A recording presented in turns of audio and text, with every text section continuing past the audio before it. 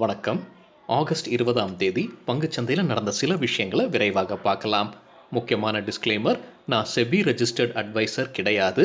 இந்த வீடியோவில் காட்டக்கூடிய அனைத்து கம்பெனிகளும் வெறும் இன்ஃபர்மேஷனல் பர்பஸ்க்காக மட்டுமே. முதலீடு பண்ணுங்கன்னு சொல்கிற வீடியோ கிடையாது. எந்த ஒரு முதலீட்லையும் ரிஸ்க் இருக்கும். ரிஸ்க் புரியாமல் இன்வெஸ்ட் செய்யாதீங்க. ரிஸ்க் புரியலன்னா தயவு செய்து இன்வெஸ்ட்மெண்ட்டை தவிர்த்துருங்க.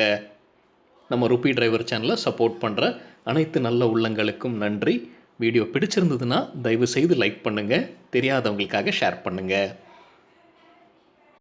நிஃப்டி இன்னைக்கு ரெட்டில் க்ளோஸ் ஆயிருக்கு. 118 புள்ளிகள் இழந்து 0.71% குறைவாக க்ளோஸ் ஆயிருக்கு. க்ளோசிங் 16,450. இன்னைக்கு ஓப்பன் முந்தின க்ளோஸை விட 187 புள்ளிகள் கேப் டவுனில் ஓப்பன் ஆயிருக்கு. ஹையான 16,510, அது முந்தின க்ளோஸை விட குறைவாக இருந்தது. லோ 16,376. வாலட்டிலிட்டி இண்டெக்ஸ் எதிர்பார்த்த மாதிரி 8.6% அதிகரித்தது. நிஃப்டியுடைய PE ஆகஸ்ட் 18ஆம் தேதி டேட்டாவில் 25.39. 15 மினிட் சார்ட்டில் முதல் கேண்டலில் கேப் டவுன் இருந்திருக்குங்க. கேப் டவுனில் பையர்ஸ் வந்திருக்காங்க, கொஞ்சம் மேலே கொண்டு போனாங்க. நிஃப்டியை மறுபடியும் விழ ஆரம்பித்தது. எப்பெல்லாம் மேலே போனதோ அப்போல்லாம் மறுபடியும் விழ ஆரம்பித்தது. 16,500 3 தடவை இன்றைக்கி டெஸ்ட் செய்ததுங்க. ஆனால் 3 தடவையும் அது ஹோல்டு செய்யல. 3 தடவையும் 16,500லேருந்து விழுந்தது நிஃப்டி.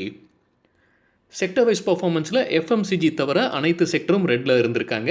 FMCG 2.2% அதிகரித்தது. IT 0.3% விழுந்தது. கன்சியூமர் டியூரபிள்ஸ் 0.7% விழுந்தது. ஃபினான்ஷியல் சர்வீஸும் 0.7%. Oil and gas 1%. Private sector bank 1.4. Nifty bank 1.5. Auto 1.6. Health care index 2% விழுந்தது. Pharma 2.6%. Public sector bank 3.4%. Realty 3.6%. Media 3.8% விழுந்தது. மெட்டல் செக்டர் அதிகபட்சமாக 6%க்கு மேலே விழுந்தது. நிஃப்டியில் டாப் 5 கெய்னர்ஸ்: இந்துஸ்தான் யூனிலீவர் 4.86% அதிகரித்தது. பிரிட்டானியா 4% அதிகரித்தது. Asian paints 3.55%. Nestle India 3%. Bajaj finance 1.4% அதிகரித்தது. நிஃப்டியில் டாப் 5 லூசர்ஸ்: டாடா ஸ்டீல் 8.8% விழுந்தது. JSW ஸ்டீல் 7% விழுந்தது. ஹிண்டால்கோ கிட்டத்தட்ட 6% விழுந்தது. UPL 5%. டாடா மோட்டார்ஸ் 4% விழுந்தது. சில இண்டிவிஜுவல் ஸ்டாக்ஸ் மற்றும் செய்திகள் விரைவாக பார்க்கலாம். கார்ட்ரேட் டெக் இன்னைக்கு லிஸ்ட் ஆச்சுங்க. IPO முடிஞ்சு குறைவாக லிஸ்ட் ஆயிருக்கு. IPO ப்ரைஸை காட்டிலும் 2% குறைவாக லிஸ்ட் ஆயிருக்கு. இந்த வீடியோ சேர தருணத்தில் இன்ட்ராடேல 9% விழுந்தது கார்ட்ரேட். ஓலா குறித்து நியூஸ் 18ல் ஒரு செய்தி வந்திருக்குங்க. அண்மையில் நம்ம பார்த்துருந்தோம். ஓலா எலக்ட்ரிக் ஸ்கூட்டர்ஸை லான்ச் செய்திருந்தாங்க ஆகஸ்ட் 15ஆம் தேதி. இப்போ கம்பெனியுடைய CEO என்ன சொல்லியிருக்கிறாருன்னா, எலக்ட்ரிக் பைக்ஸ் முடிஞ்சிருச்சு, இப்போ எலக்ட்ரிக் கார்ஸில் இறங்கியிருக்கோன்ற மாதிரி சொல்லியிருக்கிறாரு. 2023ல் லான்ச் செய்வதற்கான வாய்ப்புகள் இருக்குன்னு சொல்லியிருக்கிறாரு. மெட்ராஸ் ஹைகோர்ட் மத்திய அரசுக்கு இங்கிலீஷில் ரிப்ளை செய்யுங்க அப்படின்ற மாதிரி ஆணை பிறப்பித்திருக்காங்க. என்ன பின்னணின்னு பார்க்கும்போது, மதுரையை சார்ந்த MP திரு வெங்கடேசன் அவர்கள் மத்திய அரசுக்கு ஒரு கேள்வி கேட்டிருந்தாரு. CRPF ரெக்ரூட்மெண்ட் எக்ஸாமினேஷன் சென்டர்ஸ் தமிழ்நாட்டில் இருக்க வேண்டும் அப்படின்ற மாதிரி கோரிக்கை வச்சிருந்தாரு. அவருக்கு பதிலளித்த அரசு ஹிந்தியில் பதிலளித்திருக்காங்க. அதனால் அவர் பப்ளிக் இன்ட்ரெஸ்ட் லிட்டிகேஷன் ஃபைல் பண்ணியிருக்கிறார் போல தெரியுதுங்க மெட்ராஸ் ஹைகோர்ட்டில். ஸோ அந்த விசாரணையில் ஹைகோர்ட் என்ன சொல்லியிருக்காங்கன்னா, மத்திய அரசு மனுதாரர் எந்த மொழியில் கேள்வி கேட்குறாரோ அந்த மொழியிலே பதில் சொல்ல வேண்டும் அப்படின்ற மாதிரி சொல்லியிருக்காங்க. அது மட்டும் இல்லாமல் மாநில மற்றும் மத்திய அரசுக்கு இடையே இருக்கிற கம்யூனிகேஷனும் இங்கிலீஷில் இருத்தல் வேண்டும், ஹிந்தியில் தான் இருக்கணுன்ற கட்டாயம் கிடையாது அப்படின்ற மாதிரி சொல்லியிருக்காங்க. இந்த செய்தி நமக்கு எக்கனாமிக் டைம்ஸ்லேருந்து கிடைத்தது. வேதாந்தா தரப்புலேருந்து ஒரு அப்டேட் இருக்குது. நேற்று நம்ம ஒரு செய்தி பார்த்துருந்தோம். ஸ்டாக் எக்ஸ்சேஞ்ச் கம்பெனியிடம் விளக்கம் கேட்டிருந்தாங்க மணி கண்ட்ரோலில் வந்த ஒரு செய்தி குறித்து. கம்பெனி என்ன சொல்லியிருக்காங்கன்னா, டுட்டுக்கிரன் ஆலை இப்போது சப்ஜுடிஸாக இருக்குது, லீகல் கேஸில் இருக்குது. அது குறித்து எந்த கமெண்ட்டும் செய்ய முடியாது. மேலும் பத்திரிகையில் வந்த செய்தி வெறும் ஸ்பெகுலேட்டிவ் ஸ்டோரி தான் அப்படின்ற மாதிரி சொல்லியிருக்காங்க. ஆலம்பிக் லிமிடெட் தரப்புலேருந்து ஒரு அப்டேட் இருக்குது. கம்பெனிக்கு இக்ரா கொடுத்துருக்கிற கிரெடிட் ரேட்டிங் வெளியிட்டிருக்காங்க. இக்ரா அப்கிரேட் செஞ்சுருக்காங்க. லாங் டேர்ம் ரேட்டிங் பார்க்கும்போது A- ஸ்டேபிள்லேருந்து AA- உயர்த்தியிருக்காங்க. ஷார்ட் டேர்ம் பார்க்கும்போது A2+லேருந்து A1+ மாற்றியிருக்காங்க. விப்ரோ தரப்புலேருந்து ஒரு அப்டேட் இருக்குது. விப்ரோக்கு ஒரு அங்கீகாரம் விருது கிடைச்சிருக்கு நாஸ்காம் இடமிருந்து. NASSCOM national association of software and services company. என்ன விருது? Engineering and innovation excellence awards கிடைச்சிருக்குன்னு சொல்லியிருக்காங்க. அனு ஃபார்மாக்கு இக்ரா கொடுத்துருக்கிற ரேட்டிங்கை வெளியிட்டிருக்காங்க. அதன்படி லாங் டேர்ம் ரேட்டிங்க்கு அப்கிரேட் நடந்திருக்குங்க. BBB+லேருந்து A- உயர்த்தப்பட்டிருக்கு.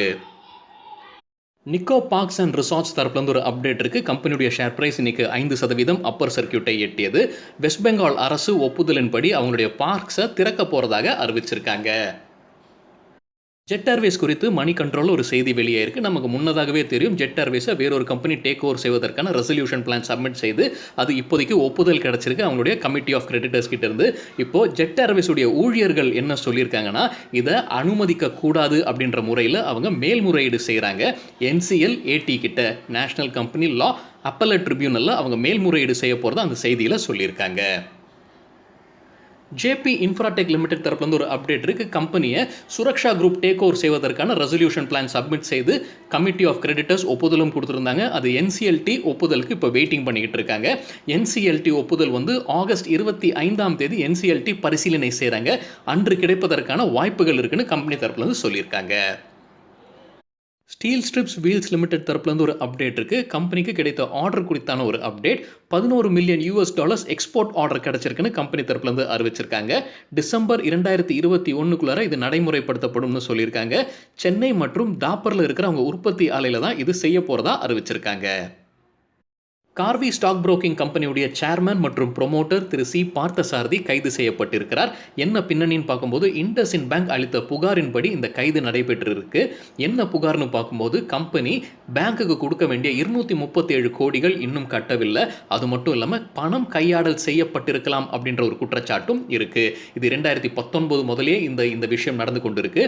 அது மட்டும் இல்லாமல் HDFC பேங்க் கிட்ட இருந்து 2 புகார்கள் இருக்கு. இதே மாதிரி HDFC பேங்க்குக்கு 350 கோடிகள் கொடுக்க வேண்டும் Karvy stock broking limited. HDFC bank தரப்புலேருந்து ஒரு அப்டேட் இருக்கு. கம்பெனி $1 பில்லியன் ஃபண்ட் ரைஸ் பண்ண போறதா அறிவிச்சிருக்காங்க AT1 பாண்ட்ஸ் வழியாக. ஐஷர் மோட்டார்ஸ் குறித்து எக்கனாமிக் டைம்ஸில் ஒரு செய்தி வெளியாயிருக்கு. தற்போதைய மேனேஜிங் டைரக்டர் திரு சித்தார்த் லால் அவர்களை மீண்டும் மேனேஜிங் டைரக்டராக நியமனம் செய்யவும் அவருடைய சம்பளம் 10% உயர்த்தவும் முடிவு செஞ்சுருந்தாங்க. அதற்குரிய ஷேர் ஹோல்டர்ஸ் ஒப்புதல் வாங்குவதற்கான ஒரு முயற்சியில் இருந்திருக்காங்க கம்பெனி. இப்போ ஷேர் ஹோல்டர்ஸ் அதை நிராகரிச்சிட்டாங்க. கடந்த 3 ஆண்டுகளாக திரு சித்தார்த் லாலுடைய சம்பளம் 28% அதிகரிக்குது ஆண்டுக்கு CAGR வழியாக, காம்பவுண்டட் ஆனுவல் growth ரேட் வழியாக. அதே கம்பெனியுடைய ஆப்ரேட்டிங் ப்ராஃபிட் பார்க்கும்போது ஆண்டிற்கு 14% விழுது, நெட் ப்ராஃபிட் பார்க்கும்போது 8% விழுது. ஸோ சம்பளம் அதிகரிக்குது ஆனால் கம்பெனியுடைய பர்ஃபார்மன்ஸ் கீழே போகுது அப்படின்ற குற்றச்சாட்டு எழும்புது. இப்போ கம்பெனி என்ன செய்ய போறாங்க அப்படின்ற கேள்வி எழும்புது. சித்தார்த்லால மீண்டும் MDயாக நியமனம் செய்வாங்களா குறைந்த சம்பளத்துக்கு, அல்லது வேறு யாரையாவது MDயாக பதவி நியமனம் செய்வாங்களா அப்படின்ற கேள்வி எழும்புது. ஐஷர் மோட்டார்ஸ் தான் ராயல் என்ஃபீல்டை தயாரிக்கக்கூடிய கம்பெனி. நாட்கோ ஃபார்மா தரப்புலேருந்து ஒரு அப்டேட் இருக்குது. USAல இருக்கிற ஒரு கேஸு கம்பெனி தோத்துட்டதாக அறிவிச்சிருக்காங்க. அவங்களுக்கு எதிராக ஒரு தீர்ப்பு வந்திருக்கு. அதை மேல்முறையீடு செய்வதற்கான அனைத்து வாய்ப்புகளும் இருக்குன்னு கம்பெனி சொல்லியிருக்காங்க. அவங்களுடைய லீகல் டீமை வைத்துக்கொண்டு அதை பரிசீலனை செய்வதாக கம்பெனி சொல்லியிருக்காங்க. BHEL தரப்புலேருந்து ஒரு அப்டேட் இருக்குது. பாரத் ஹெவி எலக்ட்ரிக்கல்ஸ் லிமிடெட் அவங்க டெல்லி சண்டிகர் ஹைவேல சோலார் வகையான எலக்ட்ரிக் வெஹிக்கிள் சார்ஜிங் ஸ்டேஷன்ஸ் அமைக்க போகிறதாக அறிவிச்சிருக்காங்க. ஹிந்துஸ்தான் ஏரோநாட்டிக்ஸ் லிமிடெட் தரப்புலேருந்து ஒரு அப்டேட் இருக்குது. நேற்று நம்ம ஒரு செய்தி பார்த்துருந்தோம். ஹிந்து பத்திரிகையில் வந்த ஒரு செய்தி குறித்து ஸ்டாக் எக்ஸ்சேஞ்ச் கம்பெனியிடம் விளக்கம் கேட்டிருந்தாங்க.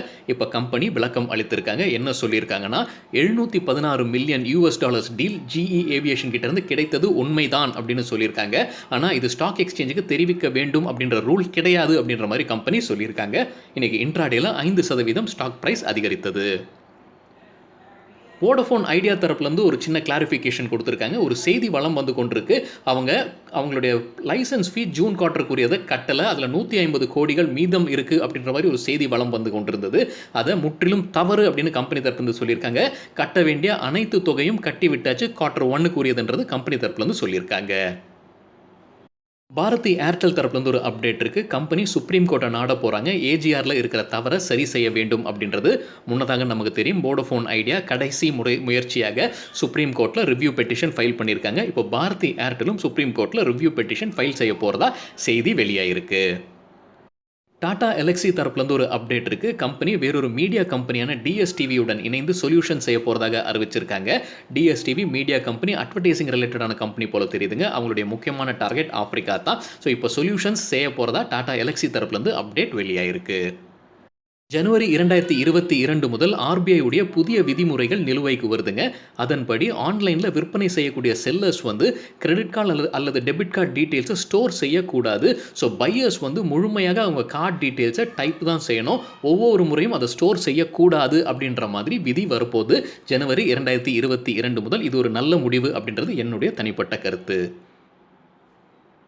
இண்டஸ்இண்ட் பேங்க் தரப்புலேருந்து ஒரு விளக்கம் அளித்திருக்காங்க. முன்னதாகவே ஜூன் மாதத்திலே அவங்க இதே விளக்கம் கொடுத்துருந்தாங்க. இப்போ மறுபடியும் ப்ரொமோட்டர்ஸ் குறித்தான ஒரு விளக்கம் அளித்திருக்காங்க. யாரு இண்டஸ்இண்ட் பேங்க் உடைய ப்ரொமோட்டர்ஸ் அப்படின்ற மாதிரி மறுபடியும் விளக்கம் அளித்திருக்காங்க.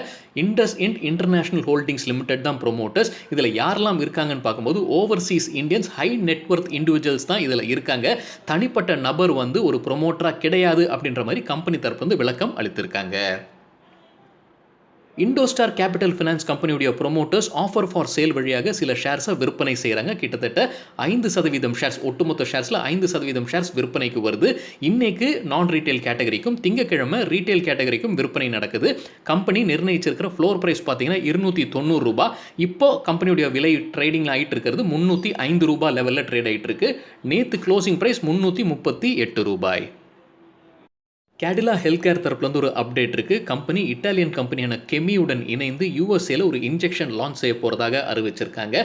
எதற்குரிய இன்ஜெக்ஷன் பார்க்கும்போது அப்டாமினல், ஹிப், நீ ரீப்ளேஸ்மெண்ட் சர்ஜரிக்கு பயன்படுத்தக்கூடிய இன்ஜெக்ஷன் சொல்லியிருக்காங்க கம்பெனி. யூபிஎல் தரப்புலேருந்து ஒரு அப்டேட் இருக்குது. கம்பெனிக்கு ஒரு விருது கிடச்சிருக்கு, நேஷனல் லெவல்லன்னு அறிவிச்சிருக்காங்க. இது வர்ச்சுவலாக நடந்த ஒரு நிகழ்ச்சியில் அமைச்சர் திரு பியூஷ் கோயல் வழங்கியிருக்கிறாருன்னு கம்பெனி தரப்புலேருந்து சொல்லியிருக்காங்க. என்ன விருதுன்னு பார்க்கும்போது நேஷனல் இன்டெலெக்சுவல் ப்ராப்பர்ட்டி விருது 2020 மேனுஃபேக்சரிங் செக்டர் கீழே வரக்கூடிய விருது யூபிஎலுக்கு கிடச்சிருக்கு. அசோகா பில்கான் லிமிடெட் தரப்புலேருந்து அவங்களுக்கு கிடைத்த ஒரு ஆர்டர் குறித்தான அப்டேட் வெளியிட்டிருக்காங்க. 186 கோடி மதிப்பிற்கான ஒரு ஆர்டர் மத்திய பிரதேஷ்லேருந்து கிடச்சிருக்குன்னு கம்பெனி தரப்புலேருந்து சொல்லியிருக்காங்க. சரிங்க, இதுதான் சில விஷயங்கள் என்னுடைய பார்வைக்கு எட்டியது. நன்றி, வணக்கம்.